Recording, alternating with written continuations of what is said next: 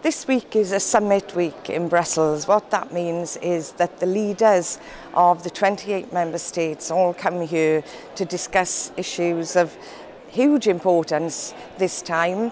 One, of course, is the situation in Greece and whether they can reach an agreement which will ensure not only that Greece stays in the euro, but also that the people of Greece can begin to rebuild their economy and not face the huge cuts that have been to their welfare benefits and their services.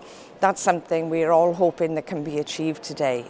But one of the other things on the agenda of the summit is David Cameron coming to talk about the reforms that he wants before he calls a referendum on our membership of the European Union.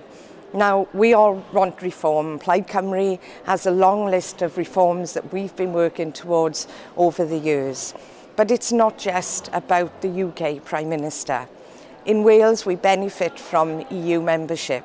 And there are things that we want to see changed, which means that Wales will play a much more direct role in rebuilding the European Union. So what role does Wales have in this? When will Wales be involved in these negotiations? We'll have to wait and see what David Cameron comes back and proposes.